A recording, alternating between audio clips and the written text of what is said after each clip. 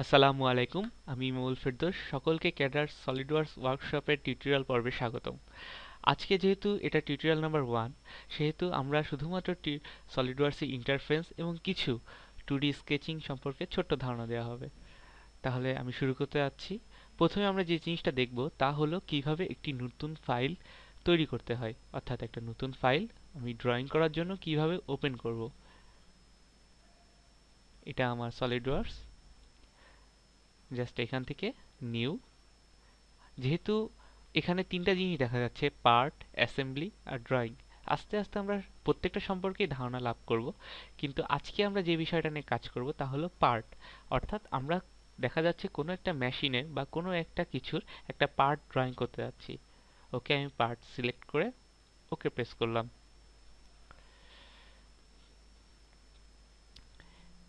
এখানে আমরা যে বিষয়টা দেখতে পাচ্ছি তা হলো সলিডওয়ার্কসের বেসিক যে ইন্টারফেস সেটা। এখানে ফিচার আছে কিছু, এখানে স্কেচ। আমরা এখন যে স্ক্রিনে যে জিনিসটা দেখতে পাচ্ছি তা হলো সলিডওয়ার্কসের বেসিক ইন্টারফেস।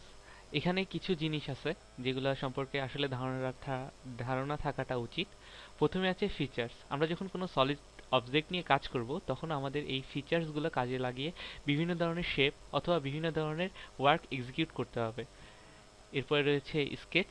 স্কেচ দিয়ে মূলত আমরা স্ট্রাকচারটা তৈরি করব অথবা যে অবজেক্টটা তৈরি করতে যাচ্ছি তা তৈরি করব।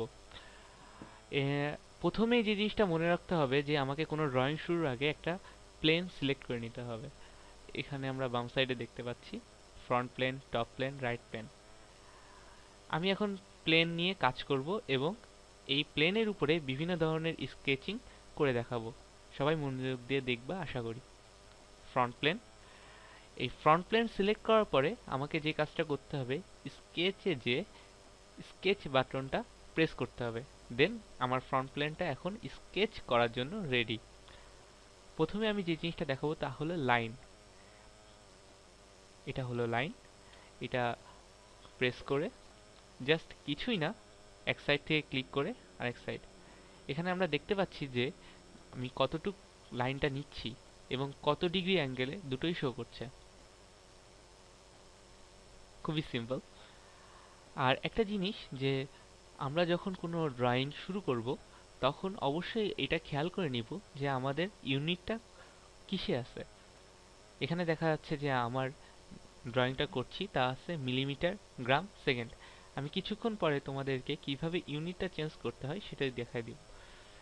তো আমার এখানে কিভাবে লাইনটা আমি ড্র করলাম তা দেখতে পেলাম। আবার দেখাচ্ছি, লাইন, জাস্ট ড্র। আমরা যখন কোনো নির্দিষ্ট লেন্থের একটা লাইন ড্র করতে যাব সেটার জন্য আমরা ডাইমেনশনিং একটা সিস্টেম আছে সেটা ইউজ করব। সেটা এখন না, সেটা আস্তে আস্তে আসবে। দেন আমরা লাইনের ডান সাইডে দেখা যাচ্ছে আরেকটা বাটন আছে, এটা প্রেস করলে দেখা যাবে যে লাইন, সেন্টার লাইন। সেন্টার লাইনটা কখন ইউজ করব? যখন আমরা কোনো একটা কিছুকে রিভলভ করতে যাব অথবা কোনো কিছু সেন্টার লাইন ড্র করতে যাব, তখন আমরা আসলে সেন্টার লাইনটা ইউজ করব। সেন্টার লাইনটা ড্র করলে এমন আসবে। আমি যখন লাইনটা ডিলিট করতে যাচ্ছি জাস্ট সিলেক্ট করে ডিলিট বাটনটা কিবোর্ডের প্রেস করলেই লাইনটা ডিলিট হয়ে যাবে। এরপরে আসতেছে সার্কেল। কিছুই না, আমি যেহেতু ফ্রন্ট প্লেনেই ড্র করছি তাহলে আমার প্রত্যেকটা স্কেচই কিন্তু ফ্রন্ট প্লেনে কাজ করছে। এখানে আমি একটা সার্কেল ড্র করছি। দেখো এখানে কিন্তু রেডিয়াসটা শো করছে যে এটা আসলে এই সার্কেলটার রেডিয়াসটা কত। সার্কেলের মধ্যে কিছু ভেরিয়েশন আছে। আমি সার্কেল বাটনটা প্রেস করলে দেখা যাচ্ছে যে circle and perimeter circle. Perimeter সার্কেলটা কিছুই না, প্রথম সার্কেলটা ড্র করা হয়েছে এর কেন্দ্রকে কেন্দ্র করে, আর যখন আমি পেরিমিটার সার্কেলটা নিচ্ছি এটা ড্র করা হবে এটার পেরিমিটার থেকে। তোমরা আশা করি বুঝতে পারছো। আচ্ছা, আমি দুটোই ডিলিট করছি, জাস্ট সিলেক্ট করে ডিলিট। এরপরে যেটা আসছে রেক্ট্যাঙ্গেল। রেক্ট্যাঙ্গেলটা আমরা সবাই জানি চতুর্ভুজ। জাস্ট এভাবে। রেক্ট্যাঙ্গেলের মধ্যেও কিছু ভ্যারিয়েশন আছে। যখন আমি রেক্ট্যাঙ্গেলটা প্রেস করছি এখানে দেখা যাচ্ছে centre rectangle, 3 points corner rectangle, 3 point centre rectangle and parallelogram. প্রথমে আমি যেটা দেখালাম তা হলো জাস্ট কর্নার রেক্ট্যাঙ্গেল, অর্থাৎ আমি জাস্ট কর্নার থেকে রেক্ট্যাঙ্গেলটা শুরু করছি। দেখো, রেক্ট্যাঙ্গেল কিন্তু 4টা লাইনের সমন্বয়ে তৈরি, অর্থাৎ তুমি একটা রেক্ট্যাঙ্গেল ড্র করে এর যে কোনো পাশের বাহু ডিলিট করে দিতে পারো। দেন আসছে সেন্টার রেক্ট্যাঙ্গেল। সেন্টার রেক্ট্যাঙ্গেলটা কিছুই না, এটা শুরু হবে সেন্টার থেকে। বিভিন্ন ধরনের ড্রয়িং করার সময় এর প্রয়োজনীয়তা অনুযায়ী রেক্ট্যাঙ্গেলগুলো ইউজ করতে হবে। দেন আছে 3 পয়েন্ট কর্নার রেক্ট্যাঙ্গেল। প্রথমে একটা পয়েন্ট, দুটো পয়েন্ট, তিনটা পয়েন্ট। তোমরা আশা করি বুঝতে পারছো। দেন 3 point centre rectangle, that means একটা, দুইটা এবং এটা সেন্টার থেকে তৈরি হচ্ছে। আচ্ছা, এরপরে জাস্ট প্যারাগ্রাম, কিছুই না, ড্র করো। এখান থেকে তুমি জাস্ট, যদি তোমার 90 ডিগ্রি বাদে যে কোনো ধরনের অ্যাঙ্গেলে তোমাকে প্যারাগ্রামটা তৈরি করতে হয়, তা সেক্ষেত্রে এই কমান্ডটা ইউজ করতে হবে। এরপরে আসছে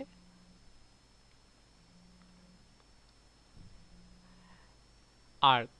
আর্ক মানে আমরা সবাই জানি, আর্কটা কিছুই না, জাস্ট এখান থেকে নিয়ে তোমাকে যদি কোনো একটা সার্কেলের কিছু অংশ ড্রয়িং করা লাগে, তখন এই কমান্ডটা ইউজ করতে হয়। খুবই সহজ। দেন ইলিপস।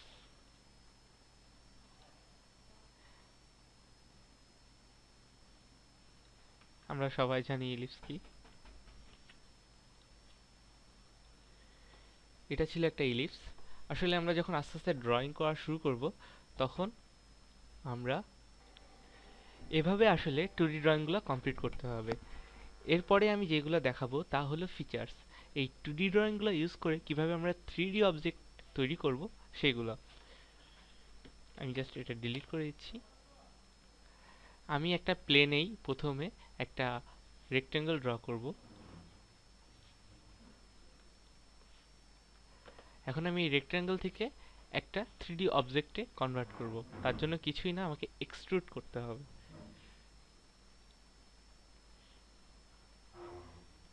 দেখা যাচ্ছে যে হ্যাঁ, এটা একটা 3D অবজেক্টে কনভার্ট হয়েছে। এই পাশে যে আমরা একটা ট্রি মতো দেখতে পাচ্ছি, এটা বলে ওয়ার্ক ট্রি। ওয়ার্ক ট্রি থেকে আমি যে কাজটা করে ফেলছি সেটা আসলে অনেক ভালোভাবে মডিফাই করা যায়। তাতে কিছুই না, আমি জাস্ট ক্লিক করে এডিট ফিচার, এখানে কিছু জিনিস দেখার আছে।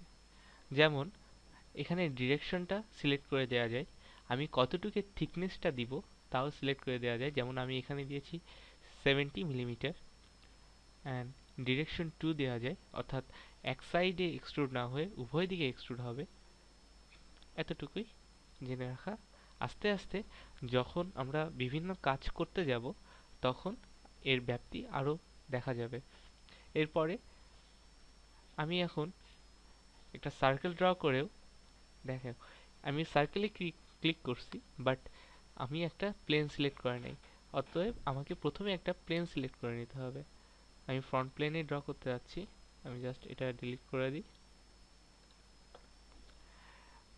ফ্রন্ট প্লেন, স্কেচ এগেইন, দেন জাস্ট এই যে বক্সটা আসলো, এটা জাস্ট স্পেস দিলেই চলে আসে। ফ্রন্ট প্লেনটা আমি সামনে নিলাম, একটা সার্কেল ড্র করলাম, এক্সট্রুড। একই বিষয়, আমি কতটুকু এক্সট্রুড করতে আছি ততটুকু।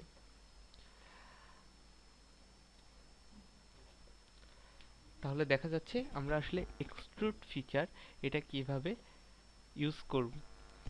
এরপরে আমি যেটা দেখাবো যে কোনো প্লেনে, অর্থাৎ আমি যেটা দেখিয়ে ফেলছি আসলে যে কোনো প্লেনে কিভাবে ড্র করতে হয়, আমি এখন যেটা দেখাবো তা হলো কোনো সারফেসে কিভাবে ড্র করতে হয়। দেখা যাচ্ছে যে আমি এই সিলিন্ড্রিক্যাল শেপের মাঝখান দিয়ে একটা হলো শেপের সিলিন্ডার অথবা অন্য কিছু ড্র করতে চাই। তাহলে আমার এই সারফেসে আমি যেটা ড্র করতে চাই বা যে কাজটা করতে চাই সেই স্ট্রাকচারটা ড্র করতে হবে। তার জন্য আমি এই সারফেসটাকে ক্লিক করতে হবে, স্কেচে যে স্কেচটা অন করতে হবে। দেন দেখা যাচ্ছে যে আমি এই সারফেসেই আরেকটা সার্কেল ড্র করতে যাচ্ছি।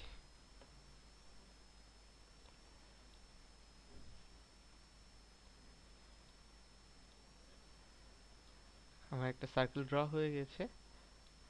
এখন যদি আমি এক্সট্রুড করি, এটা এদিকেও এক্সট্রুড করা যাবে, এদিকেও এক্সট্রুড করা যাবে। ঠিক একইভাবে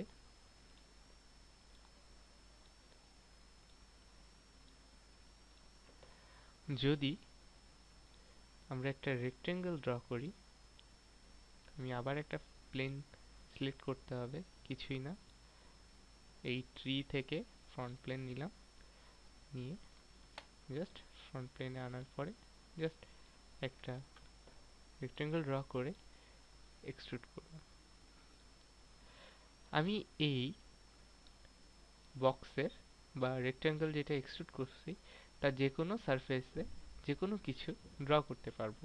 তার জন্য আমাকে জাস্ট সারফেসটা ক্লিক করতে হবে, স্কেচ অন করে আমি এটার উপরে আরেকটা রেক্টেঙ্গেল ড্র করে আমি এক্সট্রুড করতে পারছি।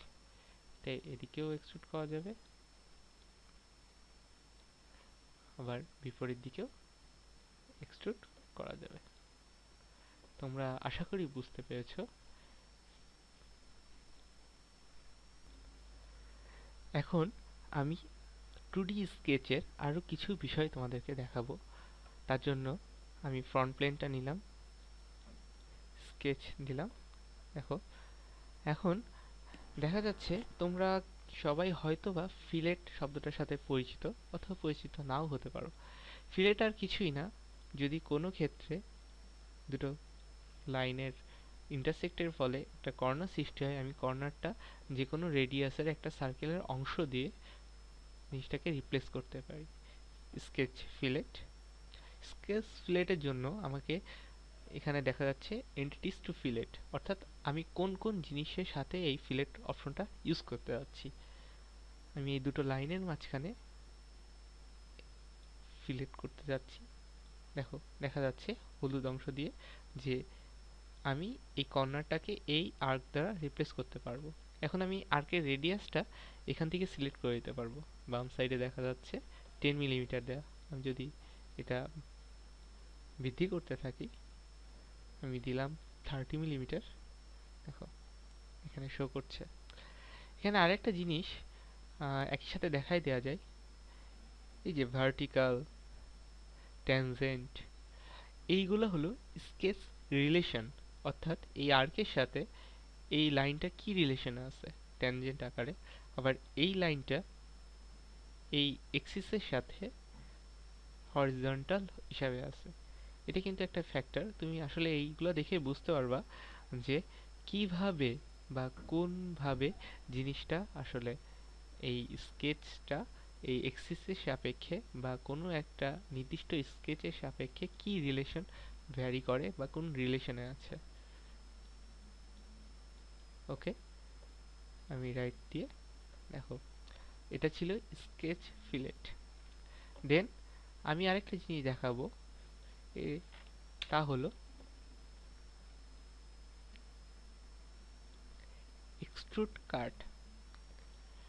আমরা যেভাবে এক্সট্রুড করছিলাম ঠিক এভাবেই আমি এটাকে এক্সট্রুড করলাম। দেন তোমরা এখন সবাই জানো কিভাবে একটা সারফেসের উপরে ড্রয়িং করতে হয়। সারফেসটা ক্লিক করে স্কেচ, দেন আমি দেখা যাচ্ছে এই রেক্টেঙ্গুলার শেপের যে অবজেক্টটা আছে এই অবজেক্টের ভিতর থেকে একটা সার্কুলার একটা হোল ক্রিয়েট করতে চাচ্ছি। আমি জাস্ট একটা সার্কেল ড্র করছি। দেন এখানে দেখা যাচ্ছে এক্সট্রুড কাট, অর্থাৎ আমরা এখানে এক্সট্রুড করব কিন্তু যে অংশটা এক্সট্রুড করব তা কাট হয়ে যাবে। এক্সট্রুড কাট, দেখো এখান থেকে অলমোস্ট দেখা যাচ্ছে। খুবই সিম্পল, আমি ইচ্ছা করলে এই সারফেসেও এক্সট্রুড কাট করতে পারি। একটা রেক্টেঙ্গুলার শেপ, হ্যাঁ, ফিচার্স, এক্সট্রুড কাট। খুবই সিম্পল এবং খুবই সহজ।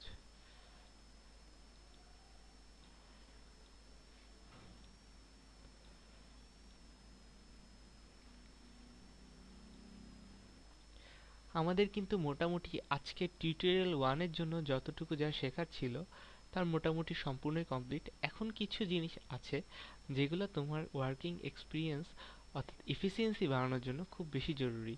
তা হলো, দেখা যাচ্ছে আমি ফ্রন্ট প্লেন নিলাম, আমার ঠিক এরই 10 মিলিমিটার বা 40 মিলিমিটার বা 50 মিলিমিটার একটা সার্টেন রেঞ্জে পরে আরেকটা প্লেন তৈরি করতে হবে। এজন্য যে অপশনটা আমরা ইউজ করব তা হলো রেফারেন্স জিওমেট্রি, অর্থাৎ আমরা কোনো কিছুকে রেফারেন্স হিসাবে ধরে তারই একটা রেপ্লিকা তৈরি করব। দেখো, রেফারেন্স জিওমেট্রি থেকে আজকে আমরা যে জিনিসটা দেখাবো তা হলো কিভাবে একটা প্লেন তৈরি করতে হয়। আমি জাস্ট রেফারেন্স জিওমেট্রিতে যেয়ে প্লেন বাটনে ক্লিক করছি, দেখা যাচ্ছে যে হ্যাঁ, এই সাইডে আরেকটা নতুন কিন্তু প্লেন তৈরি হয়েছে। এখানে আমি কত দূরে জিনিসটা নিতে চাচ্ছি, ডিস্টেন্সটা। ফ্লিপ অফসেট হলো আমি যেই সাইডে এই প্লেনটা যাচ্ছিল ঠিক অপোজিট সাইডে, অর্থাৎ আমি যে সাইডে প্লেনটা নিচ্ছিলাম তার ঠিক অপোজিট সাইডে যদি আরেকটা প্লেন নিতে চাই, এখানে মিড প্লেন হলো ঠিক মাঝখানে প্লেনটা নিবে। ওকে, আচ্ছা, প্লেন নেওয়ার জন্য যে বিষয়টা জরুরি সে হলো রেফারেন্স। দেখো, ফার্স্ট রেফারেন্স, অর্থাৎ আমি যে এখানে একটা প্লেন নিলাম, এই প্লেনের রেফারেন্সটা আমি কি দিচ্ছি। এখানে আমি যেহেতু একটা প্লেন থেকে প্লেন তৈরি করছি, তাহলে এই প্লেনের রেফারেন্সটা আরেকটা প্লেনই হবে। ওকে, এখানে দেখা যাচ্ছে যে প্লেন 1 চলে এসছে। এখন আমরা যদি প্লেন 1-এ ড্র করতে চাই, তাহলে খুব সহজেই আমরা আবার সেই প্লেন 1-এ ড্র করতে পারবো।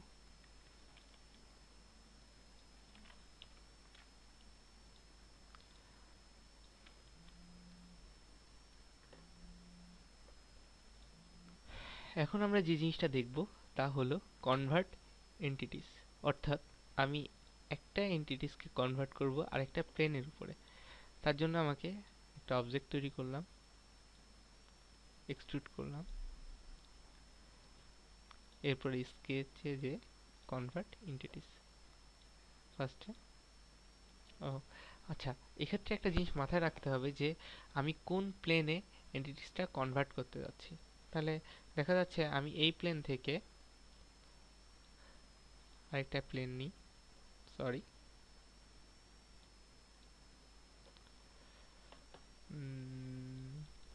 অবশ্যই বাইরে।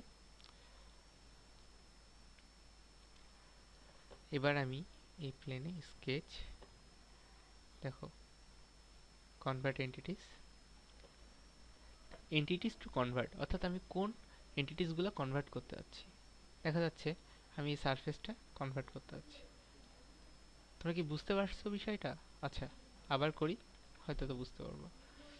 দেখো, ফার্স্টে আমি কোন প্লেনে এন্টিটিসটা কনভার্ট করতে যাচ্ছি, অর্থাৎ এই যে সারফেসের অংশগুলা, এই অংশগুলা কনভার্ট করতে যাচ্ছি।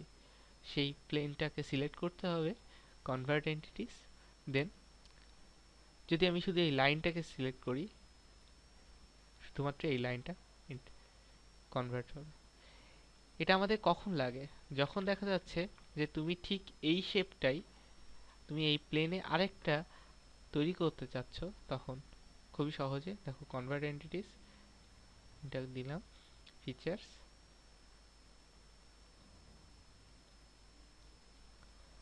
অর্থাৎ আমাকে এই রেক্টেঙ্গলটা আবার নতুন করে এই প্লেনে ড্র করা লাগে নাই। আমি জাস্ট এই ফেসটাকে সিলেক্ট করার পরে এই যে চারটা এজ আছে, এটা কনভার্ট এন্টিটিসের মাধ্যমে এই প্লেনের উপরে কনভার্ট হয়ে গিয়েছে, অর্থাৎ রিপ্লেস হয়েছে, আর রেপ্লিকা তৈরি হয়েছে।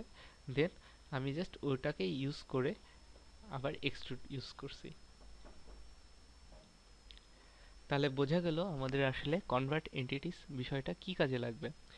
এরপরে আর একটা ছোট্ট বিষয় রয়ে গেছে, তা হলো ভিউ, অর্থাৎ আমি যে এই অবজেক্টটাকে দেখছি, এটা তো আসলে আমি খুব সহজেই দেখতে পাচ্ছি, কিন্তু যদি ম্যানুয়ালি দেখতে হয় তাহলে যে view orientation, top, left, right, অর্থাৎ আমি যদি এটা কি টপ থেকে দেখি তাহলে এমন, লেফট থেকে দেখলে এমন,